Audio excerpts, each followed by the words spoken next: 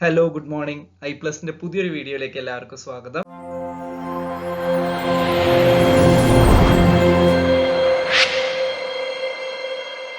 നമ്മൾ ഇന്ന് ഡിസ്കസ് ചെയ്യാൻ പോകുന്നത് നെറ്റ് സോഷ്യൽ വർക്കിന്റെ കുറച്ച് പ്രീവിയസ് ക്വസ്റ്റ്യൻസ് ആണ് നമ്മൾ ഡിസ്കസ് ചെയ്യാൻ പോകുന്നത്.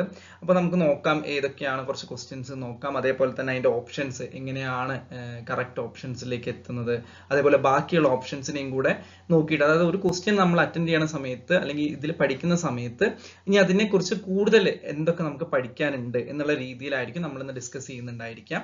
അപ്പോൾ നമുക്ക് അധികം സമയം കളയാതെ ക്വസ്റ്റ്യനിലേക്ക് പോവാം.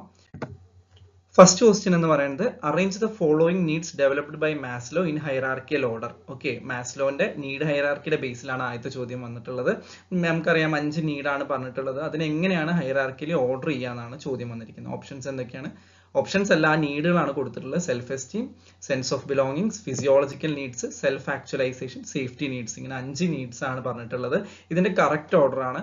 അപ്പൊ നിങ്ങൾക്ക് അറിയാം, ഒരു പേപ്പറോ പേനയോ ഉണ്ടെങ്കിൽ നിങ്ങൾ ജസ്റ്റ് ഈ ഒരു ഓപ്ഷൻസ് ഒന്ന് നിങ്ങളുടെ ഇതിൽ കറക്റ്റ് ചെയ്ത് എഴുതുക.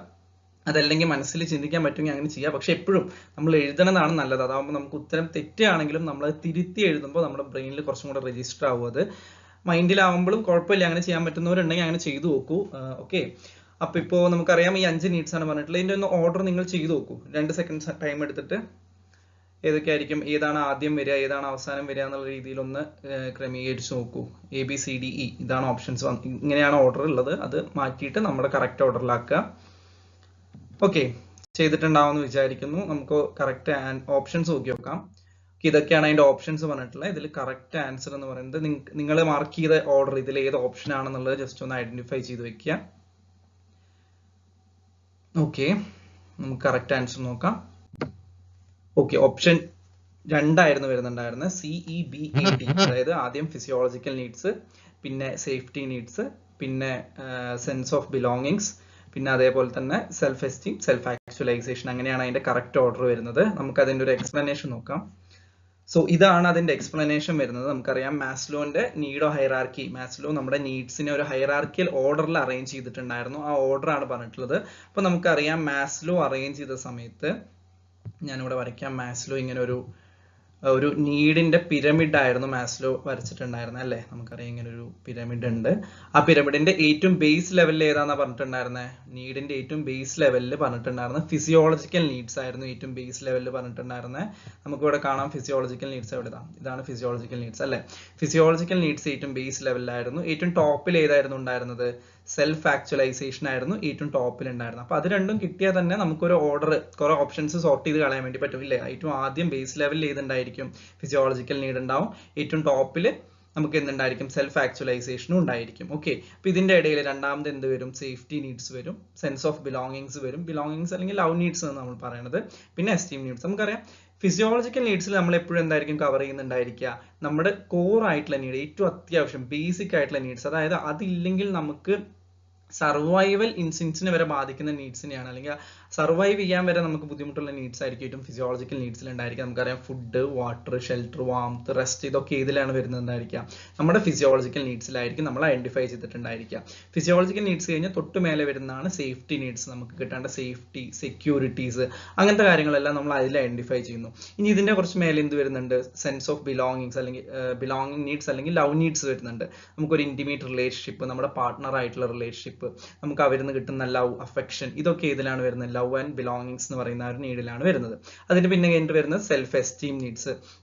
നമ്മൾ ചെയ്യുന്ന, നമുക്ക് കിട്ടുന്ന റെക്കഗ്നിഷൻസ്, അച്ചീവ്മെന്റ്സ്, ഇതെല്ലാം ഏതിലാണ് വരുന്നുണ്ടായിരിക്കുക? എസ്റ്റീം നീഡ്സിലായിരിക്കും. ഏറ്റവും ടോപ്പിൽ നമ്മൾ ഏത് ഐഡന്റിഫൈ ചെയ്യുന്നു? Self actualisation. ഏറ്റവും ടോപ്പിലായിരിക്കും സെൽഫ് ആക്ച്വലൈസേഷൻ ഉണ്ടായിരിക്കുക. അവിടെ ഒരു മനുഷ്യന്റെ അല്ലെങ്കിൽ ഒരാളുടെ മാക്സിമം പൊട്ടൻഷ്യൽ, അച്ചീവ് ചെയ്യാൻ പറ്റുന്ന മാക്സിമം പൊട്ടൻഷ്യൽ നമ്മൾ ചെയ്തിട്ടുണ്ടായിരിക്കും. നമ്മുടെ ക്രിയേറ്റീവ് സംഭവങ്ങളൊക്കെ ഏതിലായിരിക്കും? സെൽഫ് ആക്ച്വലൈസേഷനിലായിരിക്കും. നമ്മൾ ആ ഒരു നീഡ് എന്നുള്ള രീതിയിലായിരിക്കും പറയുന്നുണ്ടായിരിക്കുക. അപ്പൊ ഈ ഓർഡർ ഇങ്ങനെ തന്നെ ഓർത്ത് വെക്കുക. ഏറ്റവും ബേസിൽ ഫിസിയോളജി, അത് കഴിഞ്ഞാൽ തൊട്ട് മേലെ സേഫ്റ്റി, അത് കഴിഞ്ഞാൽ ലവ് ആൻഡ് ബിലോങ്ങിങ്സ്, അത് കഴിഞ്ഞ് ഏത് വരുന്നുണ്ട്?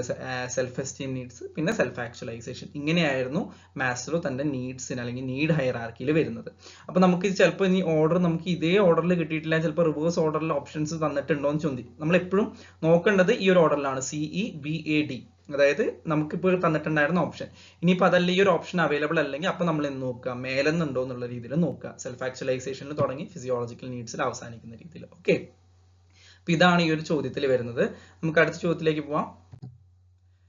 Okay, arrange the following labor laws on the basis of year in inflows of chronological order. അപ്പൊ നമുക്കറിയാം കുറച്ച് ലോസ് ആണ് പറഞ്ഞിട്ടുള്ളത്. ഇത് നമ്മൾ ആ ഏത് ഇയറിലാണോ വന്നിട്ടുള്ളത് ആ ഇയറിന്റെ ബേസിസിൽ ക്രോണോളജിക്കൽ ഓർഡറിൽ അറേഞ്ച് ചെയ്യാൻ, അതായത് ഏറ്റവും ആദ്യം വന്ന ആക്ട് ഏതാണ്, ഏറ്റവും അവസാനം വന്നിട്ടുള്ള ആക്ട് ഏതാണ്, ആ ഒരു ഓർഡറിൽ നമ്മൾ അറേഞ്ച് ചെയ്യാണ് നമുക്ക് ചെയ്യേണ്ടത്. ഈക്വൽ റെമ്യൂണറേഷൻ ആക്ട് പറഞ്ഞിട്ടുണ്ട്, എംപ്ലോയി സ്റ്റേറ്റ് ഇൻഷുറൻസ് ആക്ട് പറഞ്ഞിട്ടുണ്ട്, ഇൻഡസ്ട്രിയൽ എംപ്ലോയ്മെന്റ് ആക്ട് പറഞ്ഞിട്ടുണ്ട്, വർക്ക്മെൻസ് കോമ്പൻസേഷൻ ആക്ട് പറഞ്ഞിട്ടുണ്ട്, contract labour regulation and abolition act ആണ് പറഞ്ഞിട്ടുള്ളത്. അപ്പൊ ഇതിങ്ങനെ 5 ആക്ട് ആണ് പറഞ്ഞിട്ടുള്ളത്. അപ്പൊ ഇതിന്റെ ഉത്തരം കിട്ടുന്നുണ്ടോ എന്ന് നോക്കി നോക്കിയേ. ഇങ്ങനത്തെ ഒരു ചോദ്യത്തിന്റെ ഏറ്റവും വലിയൊരു ഇതെന്താന്ന് വെച്ച് കഴിഞ്ഞാൽ നമ്മൾ ഇയർ മാത്രം പഠിച്ചുകൊണ്ട് കാര്യമില്ല, ആ ഇയർ വെച്ച് കറക്റ്റ് ആയിട്ട് അറേഞ്ച് ചെയ്യും വേണം. നമുക്ക് ഇയർ കിട്ടിയില്ലെങ്കിൽ ഈ ക്വസ്റ്റ്യൻ ആൻസർ ചെയ്യാൻ പറ്റില്ല. അതേപോലെ നമ്മൾ അറേഞ്ച് ചെയ്യുമ്പോൾ തെറ്റിയാലും രണ്ട് രീതിയിലാണെങ്കിലും നമുക്ക് എന്താവും, ഉത്തരം തെറ്റാനുള്ള ചാൻസ് കൂടുതലാണ്. അപ്പൊ നമ്മൾ ശ്രദ്ധിച്ച് ചെയ്യേണ്ട ഒരു ചോദ്യമാണ് അല്ലേ. അപ്പൊ നോക്കി നോക്കി, equal remuneration act, employee state insurance act, industrial employment standard orders act, workmen's compensation act, contract labour regulation and abolition act. Correct ഓർഡറിൽ എഴുതിയായിരുന്നു. എങ്ങനെയാണ് ABCD എന്നുള്ളത് കറക്റ്റ് ആയിട്ട് അറേഞ്ച് ചെയ്യാം. നമുക്ക് ഓപ്ഷൻസ് നോക്കാം ഇനി. ഓക്കെ, അപ്പൊ നിങ്ങൾ അത് ഓർഡർ ചെയ്തിട്ടുണ്ടായിരുന്നത് എങ്ങനെയാണെന്നുള്ളത് നോക്കുക. ഈ നിങ്ങൾക്ക് കിട്ടിയ ഓർഡർ ഇതിൽ ഏതായിരുന്നു കറക്റ്റ് ആയിട്ട് വരുന്നത് എന്നുള്ളത് നോക്കി നോക്കുക. കിട്ടുന്നുണ്ടോ നോക്കി നോക്കൂ. ഓക്കെ, ആൻസർ മാർക്ക് ചെയ്തിട്ടുണ്ടാവും എന്ന് വിചാരിക്കുന്നു. സോ ഇതിന്റെ കറക്റ്റ് ആൻസർ വരുന്നത് ബി ആണ്. രണ്ടാമത്തെ ഓപ്ഷൻ ആണ് കറക്റ്റ് ആയിട്ട് വരുന്നത്. DCBEE. BEA. നമുക്ക് നോക്കിയാലോ ഏതാണൊക്കെയായിരുന്നു ഓപ്ഷൻസ് എന്നുള്ളത്. ഓക്കെ, നമുക്ക് നോക്കാം. അപ്പൊ ആദ്യം വന്നിട്ടുള്ളത് വർക്ക്മെൻസ് കോമ്പൻസേഷൻ ആക്ട് ആണ്. 1923 വർക്ക്മെൻ കോമ്പൻസേഷൻ ആക്ട് വന്നു. അത് കഴിഞ്ഞിട്ട് industrial employment standing orders act 1946 വന്നു. അത് കഴിഞ്ഞ് 2 വർഷം കഴിഞ്ഞപ്പോഴായിരുന്നു നമുക്ക് എന്ത് എംപ്ലോയി സ്റ്റേറ്റ് ഇൻഷുറൻസ് ആക്ട് വന്നത്. പിന്നെ contract labour regulation and abolition act 1970, equal remuneration act 1976. ഇങ്ങനെയാണ് ആ 5 ആക്ടുകളുടെ ഒരു ഓർഡർ വരുന്നുള്ളത്. നമുക്ക് എന്താന്ന് വെച്ചാൽ ഇതിന്റെ വർഷങ്ങൾ നമ്മൾ കാണാപ്പാഠം തന്നെ പഠിക്കണം. അതല്ലെങ്കിൽ പിന്നെ നമുക്ക് ചെയ്യാൻ പറ്റുന്ന എന്താന്ന് വെച്ച് കഴിഞ്ഞാൽ ഏതെങ്കിലും കുറച്ച് വർഷങ്ങൾ ഓർത്തു വെക്കാം. ഇപ്പൊ ഇതിൽ ഞാൻ എപ്പോഴും ചെയ്തിട്ടുണ്ടായിരുന്നത് വർക്ക്മെൻ കോമ്പൻസേഷൻ ആക്ട് 1923 ആണ്. അത് അങ്ങനെ തന്നെ ഓർത്ത് വെച്ചു. ഈ 23യുടെ കൂടെ 23 കൂടെ ആഡ് ചെയ്തപ്പോൾ 46 വന്നു. അപ്പോഴായിരുന്നു എന്ത് വന്നിട്ടുണ്ടായിരുന്നത്, industrial employment standing orders act വന്ന് പിന്നെ 2 വർഷം കഴിഞ്ഞപ്പോൾ സ്റ്റേറ്റ് ഇൻഷുറൻസ് ആക്ട്. അപ്പൊ ഈ ഒരു ഓർഡർ കിട്ടിയാൽ തന്നെ നമുക്കറിയാം, ഇത് നമുക്ക് നോക്കിയാൽ മനസ്സിലാവും. ഡി എന്ന് പറയുന്നത് കഴിഞ്ഞിട്ട് എന്തായാലും സിയും ബിയും വരത്തുള്ളൂ. ആ ഒരു ഓർഡർ നമുക്ക് മൈൻഡിൽ ഉണ്ടെങ്കിൽ, അല്ലെങ്കിൽ ഈ വർഷം ഓർത്ത് വെക്കാൻ പറ്റുന്നുണ്ടെങ്കിൽ. അപ്പൊ അങ്ങനെ നോക്കുമ്പോൾ നമുക്ക് തന്ന ഓപ്ഷൻസിൽ ഡി കഴിഞ്ഞിട്ട് CB വരണം. എങ്കിൽ അങ്ങനെയുള്ള ഓപ്ഷൻസ് മാത്രമേ നമ്മൾ കൺസിഡർ ചെയ്യണ്ടൂ. അപ്പൊ അത്തരത്തിൽ നമ്മൾ ഓർത്ത് വെക്കാൻ വേണ്ടി ശ്രമിക്കുക. എങ്ങനെയാണ് നമുക്കത് ചെയ്യാൻ പറ്റുക എന്നുള്ളത്. എല്ലാ വർഷവും എല്ലാ ആക്ടിന്റെയും എല്ലാ വർഷവും നമുക്ക് ഓർത്ത് വെക്കാൻ പറ്റുമെങ്കിൽ അത് ഏറ്റവും നല്ലതാണ്. എങ്കിലും പറ്റുന്നില്ലെങ്കിൽ നമുക്ക് എന്ത് ചെയ്യാൻ പറ്റുക, ഇങ്ങനെയൊക്കെ ചില ടിപ്സ്, ചില ആക്ടുകൾ പെർട്ടിക്കുലർ ആയിട്ട് ഓർത്ത് വെക്കുക. അതുമായിട്ട് കണക്ട് ചെയ്തിട്ടുള്ള ആക്ടുകൾ പഠിച്ചു വെച്ചാൽ നമുക്കൊരു അസംഷനിൽ നമ്മുടെ കുറച്ച് ഓപ്ഷൻസ് നമുക്ക് ഡിലീറ്റ് ചെയ്ത് കളയാനും കുറച്ച് ഓപ്ഷൻസ് സോർട്ട് ചെയ്തെടുക്കാനും വേണ്ടി പറ്റും. ഓക്കെ, അപ്പോൾ ഈ ആക്ടുകളും അതിന്റെ വർഷവും നമ്മൾ ഓർത്ത് വെക്കുക. ഓക്കെ,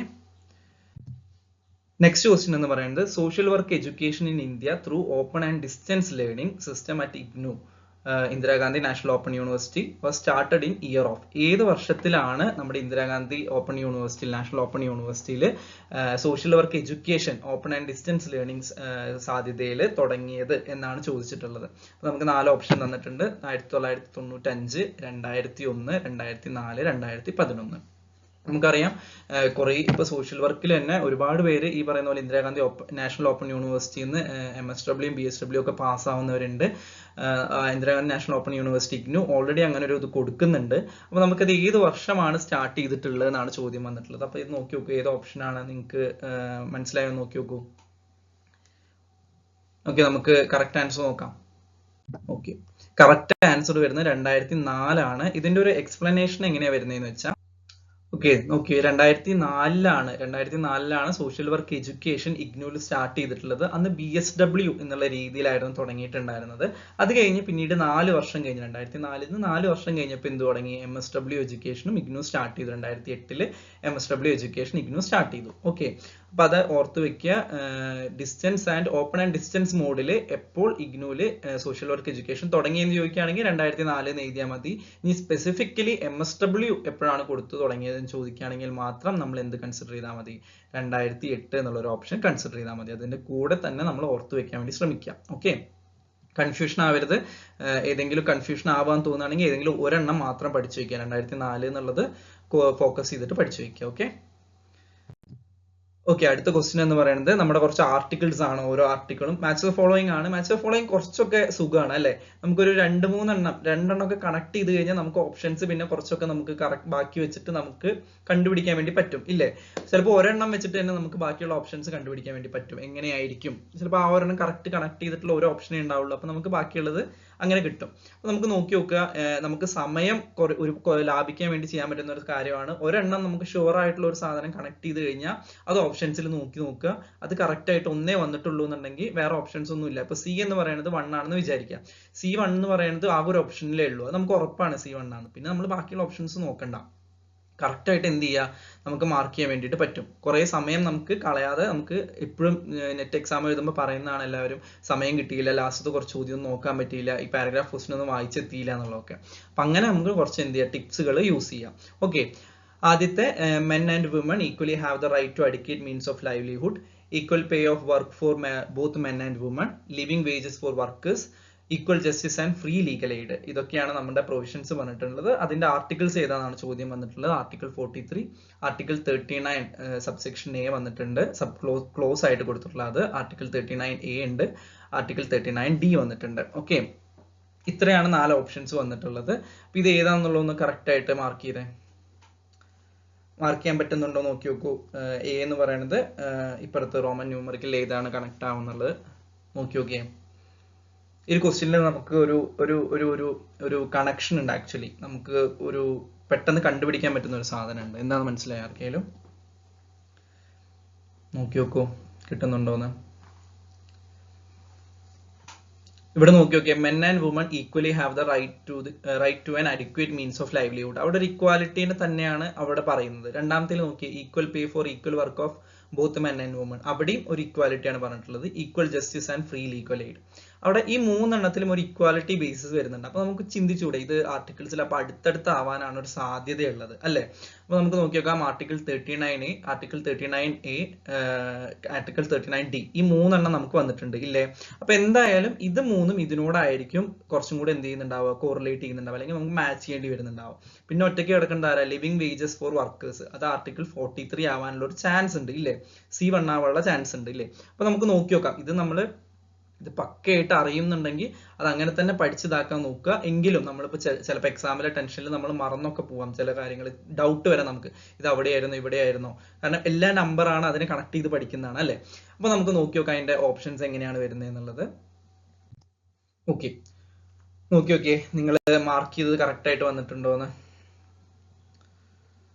നമ്മൾ പറഞ്ഞ പ്രകാരമാണെങ്കിൽ C1 വരുന്നത് തന്നെ 3 ഓപ്ഷൻസ് വരുന്നുണ്ട്. നമുക്ക് ആകെ ഒരു ഓപ്ഷൻ മാത്രമേ ക്യാൻസൽ ചെയ്ത് കളയാൻ പറ്റുള്ളൂ. അപ്പൊ എന്തായാലും ഈ 3 എണ്ണത്തിൽ ഒന്നാവാനുള്ള ചാൻസ് കൂടുതലാണ് അല്ലെ. എങ്കിലും കറക്റ്റ് ആയിട്ട് അറിയുന്നവർക്ക് ഉത്തരം കിട്ടിയിട്ടുണ്ടോ നോക്കി നോക്കിയേ ഇതിനോട് എന്നുള്ളത്. നമുക്ക് ആൻസർ നോക്കിയാലോ. ആൻസർ വരുന്നത് 4 ആണ് വരുന്നത്. A2, B4, C1 തന്നെയാണ് വന്നിട്ടുള്ളത്. D3 ഇങ്ങനെയാണ് അതിന്റെ കറക്റ്റ് ഓപ്ഷൻസ് നമ്മൾ ഇതാക്കിയിട്ടുള്ളത്. നമുക്ക് ഇനി അതിന്റെ എക്സ്പ്ലനേഷൻ നോക്കി നോക്കാം. ഏതൊക്കെ ഏതാണെന്നുള്ളത് നമുക്ക് നോക്കി നോക്കാം. ഓക്കെ നമുക്ക് ആദ്യം വന്നിട്ടുണ്ടായിരുന്ന ഏതായിരുന്നു, men and women equally have the right to an adequate means of livelihood. അത് ഏതിനെയാണ് കറസ്പോണ്ട് ചെയ്യുന്നത്, അല്ലെങ്കിൽ ഏത് ആർട്ടിക്കിളിലാണ് പറഞ്ഞിട്ടുള്ളത് എന്നാണ് ചോദിച്ചിരിക്കുന്നത്. അത് പറഞ്ഞിട്ടുള്ളത് ആർട്ടിക്കിൾ 39 സബ് ക്ലോസ് അല്ലെങ്കിൽ സബ്സെക്ഷൻ എയിലാണ് അത് പറഞ്ഞിട്ടുള്ളത്. ഏതെന്ന് പറയുന്നത് മെന്നിനും വിമണിനും അഡിക്വേറ്റ് മീൻസ് ഓഫ് ലൈവ്ലിഹുഡ്. അത് ഈക്വൽ റൈറ്റ്സ് ആണെന്ന് പറഞ്ഞിട്ടുള്ളത്. ഒരു ലൈവ്ലിഹുഡ് ഇതാക്കാൻ വേണ്ടിയിട്ട് ഒരേ റൈറ്റ്സ് കൊടുക്കുന്നതാണ് ഏതെന്ന് പറയുന്നത് 39A എന്ന് പറയുന്നത്. ഇനി നോക്കിക്കേ, അതേപോലെ തന്നെ അടുത്ത് കണക്ട് ചെയ്ത് വന്നിട്ടുള്ളതാണ് ഈക്വൽ പേ ഫോർ വർക്ക്. അതായത് ഒരാണിനും പെണ്ണിനും ഒരേ ജോലി ചെയ്യുന്നതിന് ഒരേ തുല്യ വേതനം കൊടുക്കണം എന്നുള്ള ആർട്ടിക്കിൾ പറഞ്ഞിട്ടുള്ളത് ആർട്ടിക്കിൾ 39D പറഞ്ഞിട്ടുള്ളത്. അതേപോലെ നമ്മുടെ ഈ ഒരു ഓപ്ഷൻ നോക്കിയേ, equal justice and free legal aid. അത് ഈക്വൽ ജസ്റ്റിസും തുല്യനീതിയും അതേപോലെ തന്നെ ലീഗൽ എയ്ഡും ഫ്രീ ലീഗൽ എയ്ഡും കൊടുക്കണം എന്ന് പറഞ്ഞിട്ടുള്ളത് ആർട്ടിക്കിൾ 39A ആണ്. ആർട്ടിക്കിൾ 39A എന്ന് പറയുന്നത് പിന്നീട് ആഡ് ചെയ്തിട്ടുള്ളതാണ്. അതുകൊണ്ടാണ് നമ്മൾ ഈ 39 കഴിഞ്ഞിട്ട് പിന്നീട് ആഡ് ആയി വന്നത്. അതൊരു സബ്സെക്ഷൻ അല്ല, അതൊരു ആർട്ടിക്കിൾ തന്നെയാണ്. 39 ക്യാപിറ്റൽ എന്ന് എഴുതിയിട്ടുള്ളത് അത് പിന്നീട് ആഡ് ആയിട്ടുള്ളതാണ്. നമുക്ക് 39 കഴിഞ്ഞിട്ട് അതിന്റെ അവിടെ ആ ഒരു കണക്റ്റഡ് ആയി വന്നത് നമുക്ക് 40 ഇടാൻ പറ്റില്ല, കാരണം ആർട്ടിക്കിൾ 40 ഓൾറെഡി ഉള്ളതാണ്. അപ്പൊ നമ്മൾ അങ്ങനെ ആഡ് ചെയ്യുമ്പോഴാണ്, പിൻകാലത്ത് ആഡ് ചെയ്യുമ്പോഴാണ് 39 ക്യാപിറ്റൽ എ ഒക്കെ കൊടുക്കുന്നത്. പക്ഷെ ഇവിടെ എന്താണ് 39 അതൊരു സബ്സെക്ഷൻ അല്ലെങ്കിൽ സബ് ക്ലോസ് എന്നുള്ള രീതിയിൽ നമ്മൾ വെക്കുമ്പോഴാണ് 39 സ്മോൾ ലെറ്റർ A ഇട്ടിട്ടുള്ളത് കേട്ടോ. ആർട്ടിക്കിൾ 39 വരുന്ന ഒരു ക്ലോസ് ആണത്. അത് അങ്ങനെ തന്നെ ഓർത്ത് വെക്കുക കേട്ടോ. നമ്മൾ ക്വസ്റ്റ്യനിൽ തെറ്റിയതാണെന്ന് വിചാരിക്കരുത്, അങ്ങനത്തെ ഡൗട്ടുകളൊന്നും വരരുത് കേട്ടോ. അപ്പൊ നമ്മൾ ഇവിടെ പിന്നെ നമുക്കറിയാം article 43 living wages four workers ആണ് പറഞ്ഞിട്ടുള്ളത്. അപ്പൊ ഈ ഒരു ആർട്ടിക്കിൾ 39 എന്ന് പറയുന്നത് മെയിൻലി എന്തായിരുന്നു, ഈ ഒരു ഇക്വാലിറ്റി ആ ഒരു സംഭവങ്ങളെ ബേസ് ചെയ്തിട്ടുള്ളായിരുന്നു നമ്മൾ കൂടുതലും പറഞ്ഞിട്ടുള്ളത്. ഇനി ഓർത്ത് വെക്കുക, ഇതിന്റെ കൂടെ നമുക്ക് ഓർത്ത് വെക്കാൻ പറ്റും ഈ ആർട്ടിക്കിൾ 39 ആണെങ്കിലും ആർട്ടിക്കിൾ 43 ആണെങ്കിലും ഇതെല്ലാം കോൺസ്റ്റിറ്റ്യൂഷന്റെ പാർട്ട് 4 എന്ന് പറയുന്നത് എന്താ, നമുക്കറിയാം DPSP നമ്മൾ പഠിച്ചിട്ടുള്ളതാണ് അല്ലെ, directive principles of state policy. Directive principle of state പോളിസിയിൽ വരുന്നതാണ്, അല്ലെങ്കിൽ പാർട്ട് 4 കോൺസ്റ്റിറ്റ്യൂഷന്റെ പാർട്ട് 4 വരുന്നതാണ് ഇതെന്ന് പറയുന്നത്. ആർട്ടിക്കിൾ 39 ആയാലും ശരി, ആർട്ടിക്കിൾ 43 ആയാലും വരും. അത് എവിടെന്നാ തുടങ്ങുന്നത്, 36 മുതൽ 56, ആർട്ടിക്കിൾ 36 മുതൽ 51 വരെയുള്ള ആർട്ടിക്കിൾസ് ഇതിലാണ് DPSP-യിലാണ് വരുന്നത്. എന്തായിരുന്നു DPSP, എന്തായിരുന്നു, directive principles of state policy അല്ലെ. നോൺ ജസ്റ്റിസിബിൾ ആണ്. നമ്മളത് എന്താ പറയുക, ഒരു നിയമനിർമ്മാണ സമയത്തൊക്കെ ഒരു നിർദ്ദേശം എന്നുള്ള രീതിയിൽ നമ്മൾ കൊടുത്തിട്ടുള്ളതാണ്. അത് എന്തായാലും പാലിക്കണമെന്ന്, അല്ലെങ്കിൽ നിർബന്ധമായും ഇതുപോലെ വരാവുന്നുള്ളതല്ല, പക്ഷെ ഒരു നിർദ്ദേശാത്മകമായിട്ട് നമ്മൾ കാണുന്നതാണ് എന്തെന്ന് പറയുന്നത് DPSPs എന്ന് പറയുന്നത്. ഇതിനോട് കണക്ട് ചെയ്ത് നമ്മൾ ഓർത്ത് വെക്കണം, DPSP നമ്മൾ ബോറോ ചെയ്തിട്ടുള്ളത് അയർലൻഡിന്റെ ഐറിഷ് കോൺസ്റ്റിറ്റ്യൂഷൻ ആണ്. നമ്മൾ ഇന്ത്യൻ കോൺസ്റ്റിറ്റ്യൂഷനിലേക്ക് അത് എടുത്തിട്ടുള്ളത്.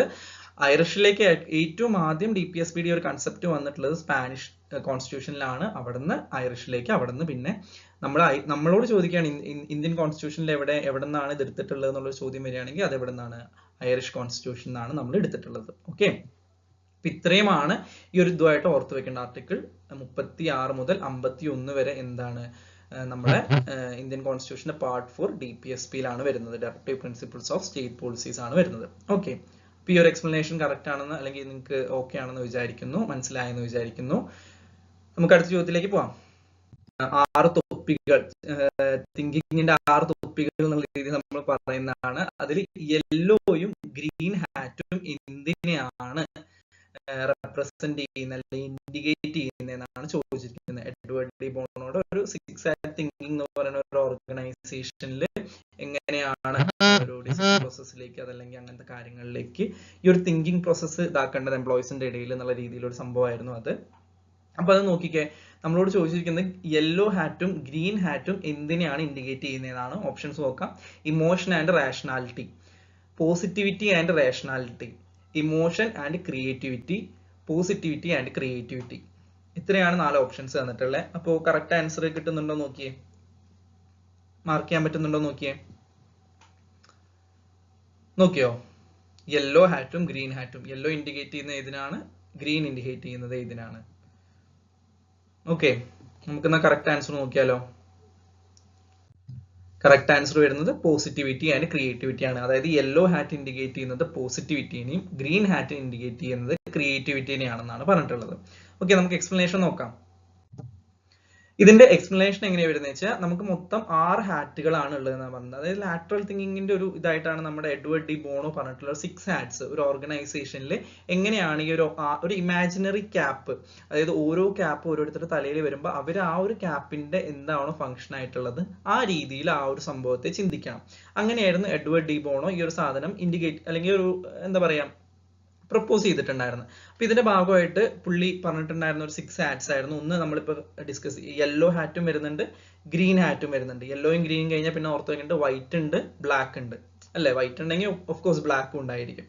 അത് കഴിഞ്ഞാൽ പിന്നെ വരുന്നത് ഏതായിരുന്നു, റെഡ് വരുന്നുണ്ട്, ബ്ലൂ വരുന്നുണ്ട്. എല്ലാം ബേസിക് ആയിട്ടുള്ള കളേഴ്സ് ആണ്, കോംപ്ലിക്കേഷൻ അല്ലെങ്കിൽ മിക്സ് ഓഫ് കളേഴ്സ് ഒന്നും അല്ല പറഞ്ഞിട്ടുള്ളത്. ഏതൊക്കെയായിരുന്നു, ഗ്രീൻ വരുന്നുണ്ട്, യെല്ലോ വരുന്നുണ്ട്, ബ്ലാക്ക്, വൈറ്റ്, റെഡ്, ബ്ലൂ, ഇങ്ങനെ 6 ഹാറ്റ്സ് ആയിരുന്നു ആര് പറഞ്ഞിട്ടുണ്ടായിരുന്നു, എഡ്വേർഡ് ഡി ബോണോ പറഞ്ഞിട്ടുള്ളത്.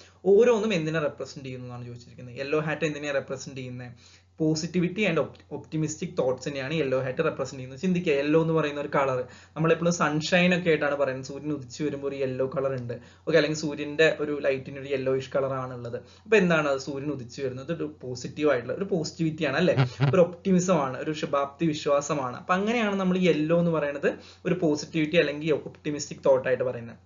അപ്പൊ ഗ്രീൻ എന്തായിരിക്കും, ഗ്രീൻ എന്ന് പറഞ്ഞാൽ പച്ചപ്പ് എന്ന് പറയുന്നത് നമ്മൾ എന്താ, ഓക്കെ, ഒരു ക്രിയേറ്റിവിറ്റി ആണ്, ഒരു പുതിയ ഐഡിയ ആണ്. അപ്പൊ ഒരു ചെടി മുളച്ചു വരുന്നു, ഒരു പുതിയ ഐഡിയ വരുന്നു അല്ലെ, ഒരു ക്രിയേറ്റീവ് സംഭവമായിട്ടാണ് നമ്മൾ കാണുന്നത്. അല്ലെങ്കിൽ ഒരു നമ്മുടെ ഉള്ളിൽ ഫ്ലറിഷ് ചെയ്യുന്ന കുറച്ച് സംഭവങ്ങളായിട്ടൊക്കെയാണ് നമ്മൾ ഏതിനെ പറയണത്, ഗ്രീൻ ഹാറ്റിനെ റെപ്രസെന്റ് ചെയ്യുന്നത്. അപ്പൊ യെല്ലോ ഹാറ്റ് ഈ ഒരു പോസിറ്റിവിറ്റിനെയും ഒപ്റ്റിമിസ്റ്റിക് തോട്ടും ആണെങ്കിൽ ഗ്രീൻ ഹാറ്റ് കുറച്ചും കൂടെ ക്രിയേറ്റിവിറ്റിനെയും പുതിയ ഐഡിയാസിനെയും ഒക്കെയാണ് റെപ്രസെന്റ് ചെയ്യുന്നത്. ഇനി വൈറ്റ് എന്തായിരിക്കും, വെള്ള കളർ. വെള്ള സമാധാനമാണ് നമുക്കറിയാം. അതല്ലാതെ വൈറ്റ് എന്തിനെയായിരിക്കും റെപ്രസെന്റ് ചെയ്യുന്നിരിക്കുക? ഫാക്ട്, സുതാര്യത എന്നൊക്കെ നമ്മൾ പറയത്തില്ലേ? വെള്ള പോലെ നമ്മൾ എന്താ പറയാ, ഒട്ടും തെറ്റുകളില്ലാത്ത അല്ലെങ്കിൽ ഫാക്റ്റ് ആയിട്ടുള്ള സംഭവങ്ങൾ അതിനെയായിരിക്കും വെള്ള റെപ്രസെന്റ് ചെയ്യുന്നുണ്ടായിരിക്കും എപ്പോഴും, അല്ലെ? അപ്പൊ വെള്ള കുറച്ചും കൂടെ നമ്മുടെ ലോജിക്ക്, ഇൻഫോർമേഷൻ, ഫാക്റ്റുകൾ, അങ്ങനത്തെ കാര്യങ്ങളൊക്കെ ആയിരിക്കും. വൈറ്റ് ഹാറ്റ്, ഇപ്പൊ ഒരാൾ വൈറ്റ് ഹാറ്റ് ആണ് അയാളുടെ തലയിൽ വെച്ചിട്ടുള്ള, അല്ലെങ്കിൽ ഇമാജിനറി ഹാറ്റ് വൈറ്റ് ആണെങ്കിൽ ആ ഒരു സംഭവവുമായി ബന്ധപ്പെട്ട ഫാക്റ്റുകൾ എന്തൊക്കെയാണെന്നുള്ളത് ചിന്തിക്കാനായിരിക്കും, അല്ലെങ്കിൽ അതിനായിരിക്കും ആൾ ഫോക്കസ് ചെയ്യേണ്ടത്. ആ ഒരു മനുഷ്യൻ അല്ലെങ്കിൽ ആ ഒരു എംപ്ലോയി എപ്പോഴും ആ ഒരു ഫാക്റ്റുകൾ കണ്ടുപിടിക്കാനാണ് ശ്രദ്ധിക്കേണ്ടത്. ഓക്കെ, വൈറ്റിന്റെ നേരെ ഓപ്പോസിറ്റ് ആണ് ബ്ലാക്ക് എന്ന് നമ്മൾ പറഞ്ഞു അല്ലേ? ബ്ലാക്ക് ഹാറ്റ് വെക്കുന്നവർ എന്തിനായിരിക്കും ഫോക്കസ് ചെയ്യുന്നുണ്ടായിരിക്കുക? ഡിഫിക്കൽട്ടീസ്, നെഗറ്റീവ് ആയിട്ടുള്ള സംഭവങ്ങൾ എന്തൊക്കെയാണ് ഇതിന്റെ മുന്നിൽ ഉണ്ടാവുക, ഈ ഒരു സംഭവം ചെയ്യുന്ന സമയത്ത് നമുക്ക് ഉണ്ടാവാൻ പോകുന്ന റിസ്കുകൾ എന്തൊക്കെയാണ്, ഡിഫിക്കൽട്ടീസ് എന്തൊക്കെയാണ്, നമുക്ക് ഉണ്ടാവുന്ന ബേർഡൻസ് എന്തൊക്കെയാണ്. അപ്പൊ ഇതൊക്കെ ആയിരിക്കും ബ്ലാക്ക് ഹാറ്റ് ആണ് അയാളുടെ തലയിൽ വെച്ചിരിക്കുന്നത്, അല്ലെങ്കിൽ ആ ഒരു എംപ്ലോയിയുടെ തലയിൽ വെച്ചിരിക്കുന്നുണ്ടെങ്കിൽ അവർ ചിന്തിക്കേണ്ടതായിട്ടുള്ള ഇതിന്റെ നമുക്ക് ഫ്യൂച്ചറിൽ റിസ്കുകൾ എന്തൊക്കെ നമ്മുടെ മുന്നിൽ വന്നേക്കാം, ഡിഫിക്കൽട്ടീസ് എന്തൊക്കെ വരാം. അപ്പൊ ഈ സംഭവങ്ങളാണ് ബ്ലാക്ക് ഹാറ്റുമായിട്ട് നമ്മൾ കണക്ട് ചെയ്തിട്ടുള്ളത്. ബ്ലാക്ക് ഹാറ്റ് കഴിഞ്ഞാൽ പിന്നെ റെഡ്. റെഡ് എന്താ? റെഡ് എന്ന് പറയുന്നത് എപ്പോഴും ഫുൾ ഓഫ് ഇമോഷൻസ് ആണ്, അല്ലെ? റെഡ് ഹാർട്ട്, റെഡ് റോസ് ഒക്കെ നമ്മൾ പറയുന്നില്ലേ? അതെന്താണ്? ഇമോഷൻസ് ആണ്. കുറച്ചും കൂടെ ആ ഒരു സംഭവവുമായി ബന്ധപ്പെട്ടിട്ടുള്ള ഇമോഷണൽ ആസ്പെക്ട്സ് എങ്ങനെയാണ് വരുന്നത് എന്നുള്ളതായിരിക്കും ഏതിൽ ഡിസ്കസ് ചെയ്യുന്നുണ്ടാവുക? റെഡിൽ നമ്മൾ ഡിസ്കസ് ചെയ്യുക. ഏറ്റവും അവസാനം ബ്ലൂ. Blue four management. നമുക്കറിയാം ബ്ലൂ മാനേജ്മെന്റ് എന്നുള്ള നമുക്ക് എങ്ങനെ ഓർത്ത് വെക്കാൻ പറ്റുക? ബ്ലൂ കളർ ഇട്ട്, ഇപ്പൊ നമുക്കൊരു ഈ അമേരിക്കൻ പോലീസ് ഒക്കെ നിങ്ങൾ കണ്ടിട്ടുണ്ടോ? ഒരു ബ്ലൂ കളർ ആയിരിക്കും അവരുടെ യൂണിഫോം ഉണ്ടായിരിക്കുക. അല്ലെങ്കിൽ വേണ്ട നമ്മുടെ ഇവിടുത്തെ സെക്യൂരിറ്റി ചേട്ടന്മാരൊക്കെ എങ്ങനെയായിരിക്കും, അല്ലെങ്കിൽ സെക്യൂരിറ്റി ചേച്ചിമാരാണെങ്കിൽ അവർ ഒരു ബ്ലൂ കളർ യൂണിഫോം ആയിരിക്കും യൂസ് ചെയ്യുന്നുണ്ടാവും. കോമൺലി അങ്ങനെയാണ് ചില ഇൻസ്റ്റിറ്റ്യൂഷൻസിൽ ഒഴിച്ച്. അപ്പൊ അതെന്താണ്? അവർ ഒരു മാനേജ്മെന്റ് പർപ്പസ് ആയിരിക്കും ചെയ്യുന്നുണ്ടാവുക. കറക്റ്റ് ആയിട്ടെല്ലാം പോകുന്നില്ലേ, ഒരു ക്രമസമാധാനം പാലിക്കുക. അപ്പൊ ഈ ഒരു ഗ്രൂപ്പിന്റെ ഇടയിൽ മാനേജ്മെന്റിന്റെ പർപ്പസ് ചെയ്യുന്നവരായിരിക്കും ആരുണ്ടായിരിക്കുക? ബ്ലൂ ഹാറ്റ് വെച്ചിട്ടുള്ളവർക്ക്. അപ്പൊ അത് ഓർത്ത് വെക്കുക.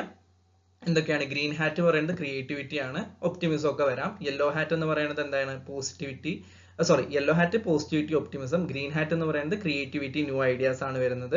വൈറ്റ് ഹാറ്റ് ലോജിക് ആണ് വരുന്നത്, അല്ലെങ്കിൽ ഇൻഫോർമേഷൻ, ഫാക്ട് ഒക്കെയാണ്. ബ്ലാക്ക് എന്ന് പറയുന്നത് റിസ്ക്, ഡിഫിക്കൽട്ടീസ് ഒക്കെയാണ് വരുന്നത്. റെഡ് എന്ന് പറയുന്നത് ഇമോഷൻസ്, ഫുൾ ഓഫ് ഇമോഷൻസ്. പിന്നെ ബ്ലൂ എന്ന് പറയുന്നത് മാനേജ്മെന്റ്. ഇത്രയായിരുന്നു എഡ്വേർഡ് ഡി ബോണോസിന്റെ ഒരു 6 ഹാറ്റ് ഓഫ് തിങ്കിങ് എന്ന് പറയുന്നത്. അപ്പോൾ ഒരു എംപ്ലോയി അല്ലെങ്കിൽ ഒരു ഓർഗനൈസേഷനിൽ എല്ലാ എംപ്ലോയീസിന്റെ തലയിലും ഓരോ ക്യാപ്പും മാറ്റി മാറ്റി വെക്കും. അതായത് ബ്ലാക്ക് ഹാറ്റ് വെക്കുന്ന ഒരാൾ എപ്പോഴും ബ്ലാക്ക് ഹാറ്റ് വെക്കുക എന്നുള്ള ഒരു ഐഡിയ അല്ല പറഞ്ഞിട്ടുണ്ടായിരുന്നത്. മറിച്ച് ഓരോ എംപ്ലോയീസും ഓരോ ഹാറ്റ് മാറ്റി മാറ്റി വെക്കുമ്പോൾ അതിന്റെ ഒരു ഓവറോൾ വ്യൂ അല്ലെങ്കിൽ ആ ഒരു സാധനത്തിന്റെ ഔട്ട്പുട്ട് കുറച്ചും കൂടെ മെച്ചപ്പെടും എന്നുള്ള രീതിയിലായിരുന്നു എഡ്വേർഡ് ഡി ബോണോ ഈ ഒരു ലാറ്ററൽ തിങ്കിങ്ങിന്റെ ഈ ഒരു 6 ഹാറ്റ്സ് വെച്ചിട്ടുണ്ടായിരുന്നത്. മനസ്സിലായെന്ന് വിചാരിക്കുന്നു ഈ ഒരു എക്സ്പ്ലനേഷൻ. നമുക്ക് അടുത്ത ചോദ്യത്തിലേക്ക് പോവാം. ഓക്കെ, അടുത്ത ചോദ്യം. The process by which group of people can be integrated into the usual and typical life of majority of the community is known as. ഒരു ഗ്രൂപ്പ് ഓഫ് ആളുകളെ ഒരു കമ്മ്യൂണിറ്റി, മെജോറിറ്റി കമ്മ്യൂണിറ്റിയുടെ ടിപ്പിക്കൽ ലൈഫിലേക്ക് integrate ചെയ്യാണ്. Okay, integrate ചെയ്യുന്ന ആ ഒരു പ്രോസസ്സിന് എന്താണ് വിളിക്കുന്നതെന്നാണ് ചോദിച്ചിരിക്കുന്നത്. ഓക്കെ, ഇന്റഗ്രേറ്റ് ചെയ്യാന്നുള്ളതാണ് ആ ടേം, അവിടെ ശ്രദ്ധിക്കണം. ജഡ്ജ് ചെയ്യാന്നുള്ളതൊന്നും അല്ല നമ്മൾ അവിടെ പറയണത്. നമുക്കറിയാം എത്നോസെൻട്രിസം എന്ന് പറയുന്ന ഒരു കൺസെപ്റ്റ് ഒക്കെ വരുന്നുണ്ട്. നമുക്ക് ഓപ്ഷൻസിൽ അതൊന്നും ഇല്ല. എത്നോസെൻട്രിസം എന്തായിരുന്നു? നമ്മുടെ കൾച്ചറൽ ഇത് വെച്ച് ലെൻസിലൂടെ മറ്റ് കൾച്ചേഴ്സിനെ നമ്മൾ നോക്കി കാണുന്നത്, അല്ലെങ്കിൽ അതിന് നമ്മളുടെ കൾച്ചർ കുറച്ച് സുപ്പീരിയർ ആണ് എന്നുള്ള രീതിയിൽ നമ്മൾ കാണുന്നതൊക്കെ എത്നോസെൻട്രിക് ആയിട്ടുള്ള ഒരു സംഭവമാണ്. പക്ഷെ ഇവിടെ നമ്മുടെ ചോദ്യം എന്താണ്? ഗ്രൂപ്പ് ഓഫ് പീപ്പിൾ ഇന്റഗ്രേറ്റ് ചെയ്യാണ് എന്തിലേക്ക്? മെജോറിറ്റിയുടെ ടിപ്പിക്കൽ ലൈഫിലേക്ക് ഇന്റഗ്രേറ്റ് ചെയ്യാണ്. അതിന് നമ്മൾ എന്ത് പറയുന്നു? ആ ഒരു ഇതിന് ഓപ്ഷൻസ് മോറലൈസേഷൻ, നോർമലൈസേഷൻ, ഇൻസ്റ്റിറ്റ്യൂഷണലൈസേഷൻ, ലീഗലൈസേഷൻ. ഇങ്ങനെ 4 ഓപ്ഷൻസ് ആണ് കൊടുത്തിട്ടുള്ളത്. ഇതിൽ ഏതായിരിക്കും കറക്റ്റ് ആൻസർ വരാൻ നോക്കിയേ? Moralisation, normalisation, institutionalisation, legalisation. Okay, mark ചെയ്തിട്ടുണ്ടാവുമെന്ന് വിചാരിക്കുന്നു. നമുക്ക് ആൻസർ നോക്കാം. നോർമലൈസേഷൻ ആണ് അതിന്റെ ആൻസർ ആയിട്ട് വന്നിട്ടുള്ളത്. എനിക്ക് തോന്നുന്നു ഇത് കുറെ പേർക്ക് കൺഫ്യൂഷൻ ആയിട്ടുള്ള ഒരു സംഭവമായിരിക്കും. നോർമലൈസേഷൻ ആണോ അതോ ഇൻസ്റ്റിറ്റ്യൂഷണലൈസേഷൻ ആണോ എന്നുള്ളതൊക്കെ നമുക്ക് എന്തായാലും ഇതിന്റെ എക്സ്പ്ലനേഷൻ നോക്കി നോക്കാം. ഓക്കെ, നോർമലൈസേഷൻ എന്ന് പറയുന്നത് എന്താ? അതായത് മുന്നേ നോർമൽ അല്ലാതെ കണ്ടിരുന്ന ഒരു സംഭവത്തെ ഇപ്പോൾ നോർമലായി കാണുന്ന ആ ഒരു പ്രോസസ്സിന് നമുക്ക് നോർമലൈസേഷൻ എന്ന് പറയാം. അപ്പൊ ഇവിടെ എന്താണ്? ഒരു കമ്മ്യൂണിറ്റി, ഒരു ഗ്രൂപ്പ് ഓഫ് കമ്മ്യൂണിറ്റി, അവരുടെ ഇതിനെ നമ്മൾ മെജോറിറ്റി ഓഫ് ദി കമ്മ്യൂണിറ്റി ഇതിലേക്ക് ഇന്റഗ്രേറ്റ് ചെയ്യാണ് ചെയ്യുന്നത്, അല്ലേ?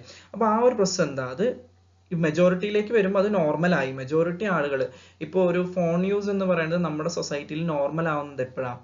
മെജോറിറ്റി ആളുകൾ അത് നോർമൽ ആയിട്ട് കാണുന്ന സമയത്താണ് അത് നോർമലൈസ്ഡ് ആയിട്ട് മാറുന്നത്, അല്ലേ?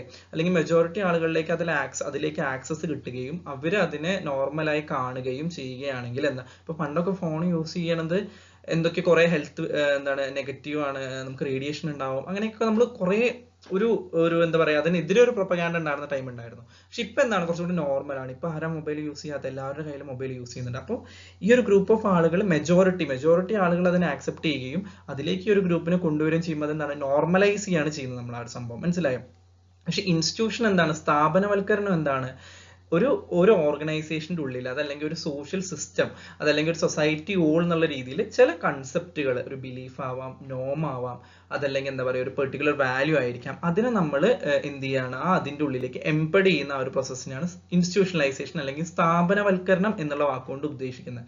ഇപ്പൊ നമ്മൾ ചില വ്യക്തികളെ ഇൻസ്റ്റിറ്റ്യൂഷണലൈസ് ചെയ്യാറുണ്ട് ഇല്ലേ, നമ്മൾ ആ വ്യക്തിനെ ആ ഒരു ഇൻസ്റ്റിറ്റ്യൂഷന്റെ ഭാഗമാക്കി മാറ്റുന്നു എന്നുള്ളതാണ് എന്തെന്ന് പറയുന്നത് ഇൻസ്റ്റിറ്റ്യൂഷണലൈസേഷൻ ചെയ്യുന്നതുകൊണ്ട് ഉദ്ദേശിക്കുന്നത്. പക്ഷെ ഇവിടെ നമ്മൾ പറയുന്നത് എന്താണ്, ഗ്രൂപ്പ് ഓഫ് ആളുകളെ ഇന്റഗ്രേറ്റ് ചെയ്യണം, മെജോറിറ്റി ആളുകളുടെ കൾച്ചറിലേക്കോ അതല്ലെങ്കിൽ മെജോറിറ്റി ആളുകളുടെ ഇതിലേക്ക് നമ്മൾ ഈ ഒരു ഗ്രൂപ്പ് ഓഫ് ആളുകളെ നോർമലൈസ് ചെയ്ത് കൊണ്ടുവരികയാണ് ചെയ്യുന്നത്. അതായത് ദിസ് ഈസ് നോർമൽ. അതൊരു വളരെ പോസിറ്റീവ് ആയിട്ടുള്ള ഒരു സംഭവമായിട്ടാണ് ഇവിടെ അവതരിപ്പിച്ചിട്ടുള്ളത്. ഓക്കെ, ഇത് ആൻസർ എക്സ്പ്ലനേഷൻ കറക്റ്റ് ആണെന്ന് അല്ലെങ്കിൽ നിങ്ങൾക്ക് അത് മനസ്സിലായെന്ന് വിചാരിക്കുന്നു.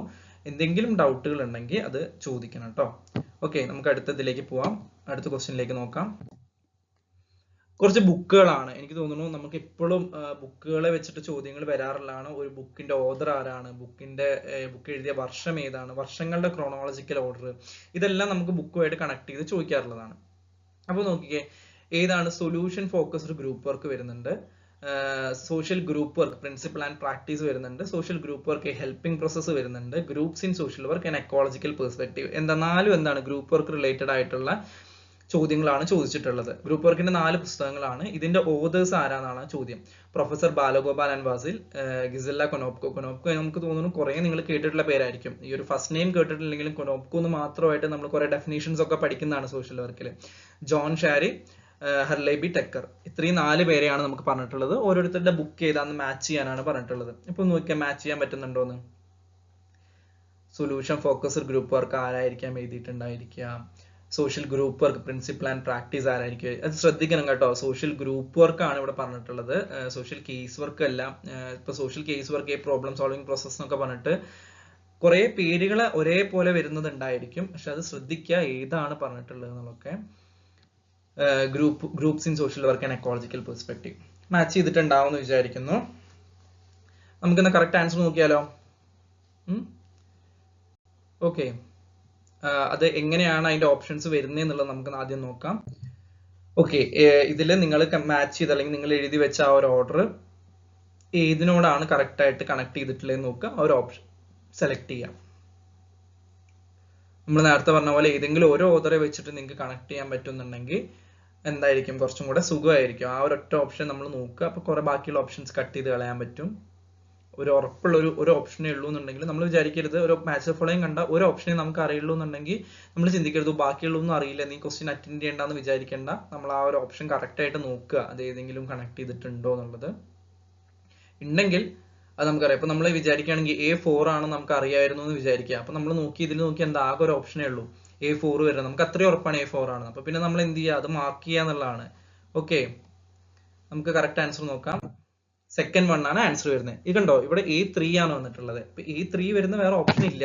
അപ്പൊ നിങ്ങൾക്ക് ഉറപ്പാണ് എന്താണ് A3 തന്നെയാണെന്ന് ഉറപ്പാണെങ്കിൽ പിന്നെ എന്ത് ചെയ്യണം, അത് മാർക്ക് ചെയ്യണം. ബാക്കിയുള്ളത് അറിയില്ലല്ലോ. അപ്പൊ നമ്മൾ അങ്ങനെ ഒരു കൺഫ്യൂഷൻ വരരുത്. ഓക്കെ, അത് അത്രയും ഉറപ്പാണെങ്കിൽ മാത്രം കേട്ടോ. A3 ആണെന്ന് എനിക്ക് അത്രയും ഉറപ്പാണ്, A3 ആണെന്ന് സംശയമുണ്ട് എന്ന ഒരു ഇത് എന്നുള്ള രീതിയിൽ. ഇപ്പൊ നെഗറ്റീവ് ഇല്ലാത്തതുകൊണ്ട് റിസ്ക് എടുക്കാം, എന്നാൽ പോലും അത് നോക്കുക. ഓക്കെ, നമുക്ക് ഇതിന്റെ എക്സ്പ്ലനേഷൻ നോക്കാം. Solution focused group work John Shari ആണ്. ജോൺ ഷാരി എന്ന് പറയുന്ന ഓത്തറാണ് അത് എഴുതിയിട്ടുള്ളത്, അല്ലെങ്കിൽ ആ ഒരു ബുക്ക് പബ്ലിഷ് അല്ലെങ്കിൽ പ്രപ്പോസ് ചെയ്തിട്ടുള്ളത്. അത് 2001 നമ്മൾ വർഷം കൂടെ ഇതിന്റെ കൂടെ എഴുതിയിട്ടുണ്ട്. നമുക്കറിയാം ഒരു ബുക്കിനെ കുറിച്ച് പഠിക്കുമ്പോൾ ബുക്കിന്റെ വർഷം, അത് എഴുതിയ ഓതർ, ഇത് രണ്ടും നമ്മൾ നോക്കി വെക്കണം. എല്ലാം നോക്കി വെക്കാൻ പറ്റുന്ന അല്ലെങ്കിലും പഠിക്കാൻ പറ്റുന്ന നമുക്ക് കണക്ട് ചെയ്ത് ചിലതൊക്കെ ഇപ്പൊ 2001 ജനിച്ചവര് ഇപ്പൊ നെറ്റ് എഴുതുന്നുണ്ടായിരിക്കും. അപ്പൊ അവരെന്ത് ചിന്തിക്കുക, 2001 ഞാൻ ജനിച്ച വർഷം സൊല്യൂഷൻ ഫോക്കസ്ഡ് ഗ്രൂപ്പ് വർക്ക് ആരെഴുതി, ജോൺ ഷാരി എഴുതിയിട്ടുണ്ട് എന്നുള്ള രീതിയിൽ ഓർത്തു വെക്കുക. അപ്പോൾ അങ്ങനെ കണക്ട് ചെയ്യുക. എല്ലാം ഓർത്തു വെക്കാൻ പറ്റില്ലെങ്കിലും പറ്റണതെല്ലാം നിങ്ങൾ ഓർത്തു വെക്കുക. എന്തെങ്കിലും ഇൻസിഡൻസ് ഒക്കെ സംഭവിച്ചിട്ടുള്ളതൊക്കെ വെച്ച്, അല്ലെങ്കിൽ വേറെ എല്ലാ സംഭവങ്ങളും 2001 ഇപ്പൊ നമ്മൾ 1948 വേറെ എന്തോ സംഭവിച്ചിട്ടുണ്ട്. നമ്മൾ കുറച്ചു മുന്നേ ഡിസ്കസ് ചെയ്തിട്ടുണ്ടായിരുന്നു. എന്താ 1948 സംഭവിച്ചത്, ആർക്കെങ്കിലും ഓർമ്മ ഉണ്ടോ?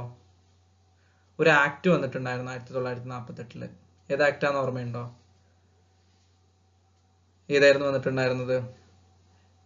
എംപ്ലോയി സ്റ്റേറ്റ് ഇൻഷുറൻസ് വന്നിട്ടുണ്ടായിരുന്നു. ഏത് വർഷത്തിലായിരുന്നു? 1948 ആ സംഭവം വന്നിട്ടുണ്ടായിരുന്നു അല്ലേ?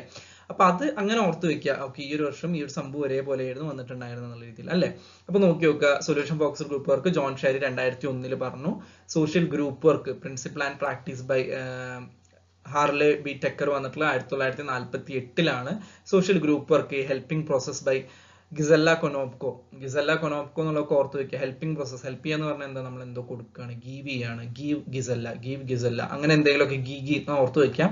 പക്ഷെ ഗിസെല്ല കൊനോപ്കോയുടെ ചിലപ്പോൾ സെക്കൻഡ് നെയിം മാത്രമായിരിക്കും ശരിയാ. ഗിസെല്ലാൻ തരണം എന്നില്ല, കൊനോപ്കോ എന്ന് മാത്രം തരാം. അപ്പോഴും നമ്മൾ മറന്നു പോരുത് കേട്ടോ. ഗീ എന്ന് ഓർത്ത് വെച്ചോ. കൊനോപ്കോനെ അറിയില്ല എന്ന് പറയരുത്. So social group work a helping process by Gisela Konopko 1963 അത് വന്നിട്ടുള്ളത്. Groups in social work and ecological perspective by Professor Balgobal and Versil. അതും കുറച്ചും കൂടെ ഓർത്ത് വെക്കുക. എക്കോളജി എന്നൊക്കെ പറയുമ്പോൾ നമ്മൾ എന്താ കുറച്ചും കൂടെ ഒരു എൻവയോൺമെന്റ് അതേപോലത്തെ സംഭവങ്ങളൊക്കെ കണക്ട് ചെയ്തിട്ട് ഒരു ഇന്ററാക്ഷൻസ്, സറൗണ്ടിങ്സ് ആയിട്ടുള്ള ഇന്ററാക്ഷൻസ് ഒക്കെ എക്കോളജിയിലാണ് വരുന്നത്. നമ്മൾ ഇന്ത്യനെയൊക്കെ ഓർക്കുക എങ്ങനെയെങ്കിലും എക്കോളജി എന്നൊക്കെ വരുമ്പോൾ. ഓക്കെ, അപ്പൊ അത് ബാലഗോപാൽ ഒരു ഇന്ത്യൻ ഓതറാണ്, പ്രൊഫസർ ബാലഗോപാൽ, അല്ലെങ്കിൽ ഇന്ത്യയിൽ നിന്നുള്ള ഒരാളാണ്, ഇന്ത്യൻ ഒറിജിൻ ഉള്ള ഒരാളാണ്. ഓക്കെ, അപ്പൊ അങ്ങനെ എന്തെങ്കിലുമൊക്കെ കണക്ട് ചെയ്യാൻ വേണ്ടി ശ്രമിക്കുക. അതാകുമ്പോൾ നമുക്ക് എന്താണ്, എല്ലാം കിട്ടുന്നില്ലെങ്കിലും കുറച്ചൊക്കെ നമുക്ക് കണക്ട് ചെയ്യുമ്പോൾ ബാക്കിയുള്ള ഓപ്ഷൻസ് നമുക്ക് കറക്റ്റ് ആയിട്ട് മനസ്സിലാക്കാൻ വേണ്ടി പറ്റും. ഓക്കെ, ഇതാണ് ഓതേഴ്സും അവരുടെ ബുക്ക്, അവരുടെ അതേപോലെ തന്നെ വർഷം പറയുന്നത് കേട്ടോ. ഓക്കെ, നമുക്ക് അടുത്ത ചോദ്യത്തിലേക്ക് പോവാം. ഓക്കെ,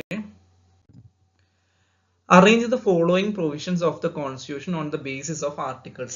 ആർട്ടിക്കിൾസിന്റെ ബേസിസിൽ ഈ ഫോളോയിങ് കോൺസ്റ്റിറ്റ്യൂഷനിലുള്ള പ്രൊവിഷൻസിനെ അറേഞ്ച് ചെയ്യാനാണ് പറയുന്നത്. അതൊരു ഓർഡറിൽ എഴുതാനാണ് പറഞ്ഞിട്ടുള്ളത്. അപ്പൊ ആദ്യം വരുന്ന ആർട്ടിക്കിളിൽ ഏതാണ് ഡിസ്കസ് ചെയ്യുന്നത്, അവസാനത്തേക്ക് പോവാന്നുള്ള രീതിയിലാണ്. Okay, equality before law, abolition of untouchability, prohibition of trafficking human beings and forced labor, prohibition of discrimination on grounds of religion, race, caste, sex and place of birth, protection in respect of conviction for offenses.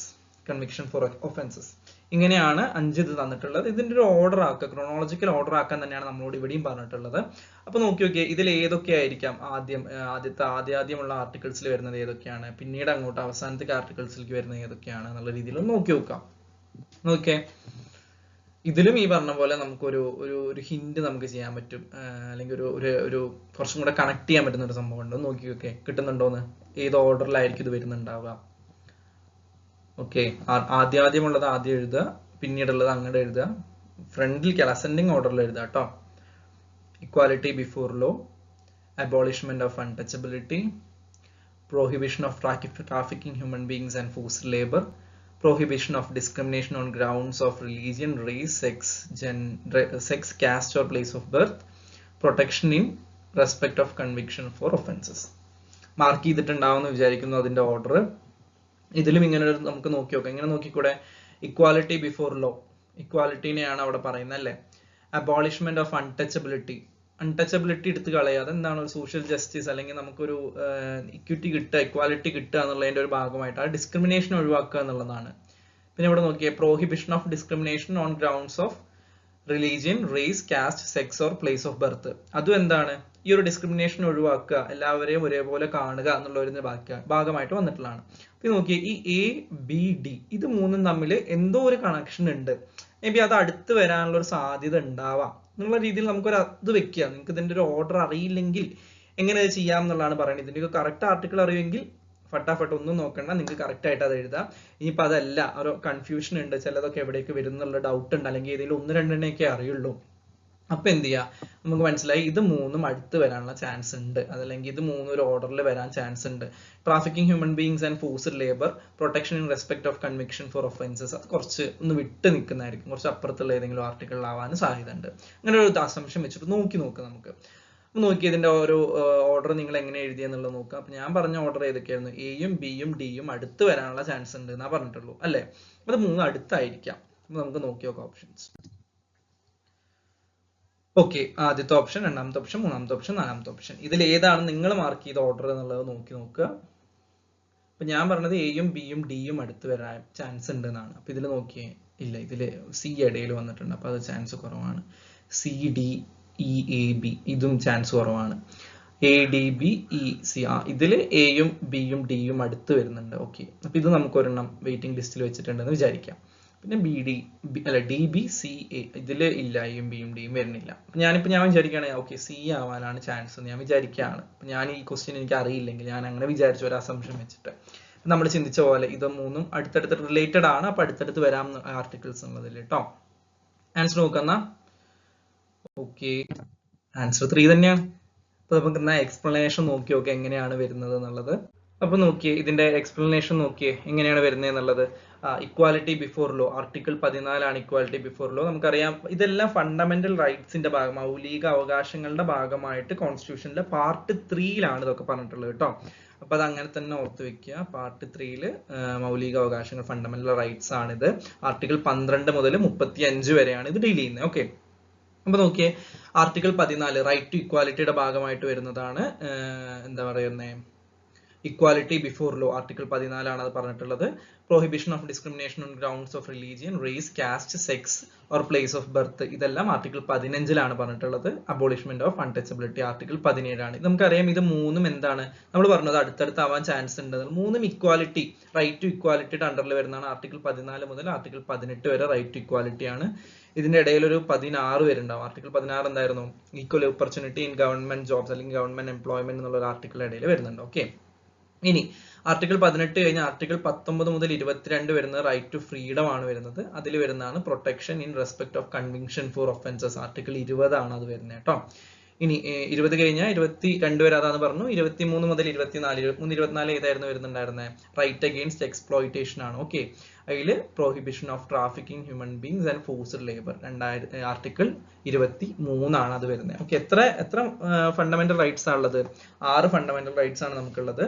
Right of property ഉണ്ടായിരുന്നതാണ്, പക്ഷെ അത് 44th amendment പ്രകാരം എടുത്തു കളഞ്ഞു, നമ്മൾ remove ചെയ്തതാണ്. അത് article 31 ആണ് അത് വരുന്നത്. ഓക്കെ, അപ്പൊ നമുക്കറിയാം 12 മുതൽ തുടങ്ങി ആർട്ടിക്കിൾ 30 എത്തുമ്പോൾ പിന്നെ ഏറ്റവും ലാസ്റ്റ് അവിടെ ഒരു ചെറിയ ഗ്യാപ്പ് വരുന്നുണ്ട് അല്ലേ, 31 ഇടയിൽ ഇല്ല. 31 എന്ന് പറയുന്നത് റൈറ്റ് ടു പ്രോപ്പർട്ടി ആണ്, ഫണ്ടമെന്റൽ റൈറ്റ്സിൽ വരുന്നതല്ല, എടുത്ത് റിമൂവ് ചെയ്ത് കളഞ്ഞിട്ടുള്ളതാണ് കേട്ടോ.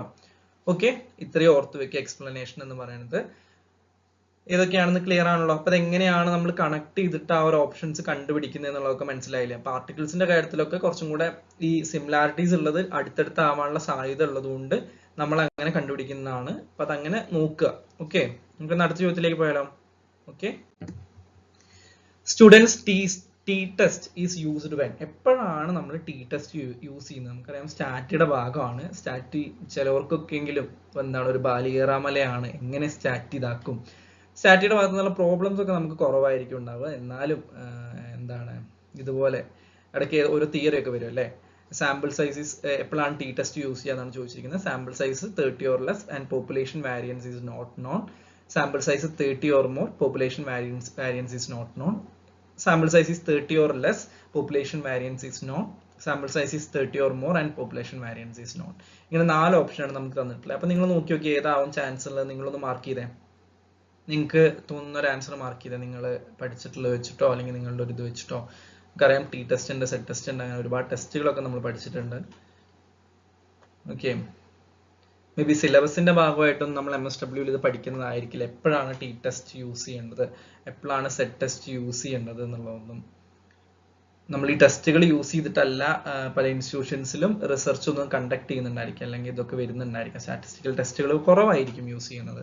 അപ്പൊ അതുകൊണ്ട് അതിൻ്റെ ഒരു പ്രാക്ടിക്കൽ ഹാൻഡ്സ് ഓൺ ട്രെയിനിങ് നമുക്ക് കിട്ടുന്നുണ്ടായിരിക്കില്ല. അപ്പൊ നമ്മളത് പഠിക്കുന്ന വേണം, എങ്ങനെയാണ് എവിടെയാണ് വരിക എന്നുള്ളതൊക്കെ. നമുക്കെന്നാ ആൻസർ മാർക്ക് ചെയ്തെങ്കിൽ നോക്കിയാലോ. ഓക്കെ, ആൻസർ വരുന്നത് sample size is 30 or less and population variance is not known എന്നാണ് പറഞ്ഞിട്ടുള്ളത്. നമുക്ക് അതിന്റെ ഒരു എക്സ്പ്ലനേഷൻ നോക്കാം.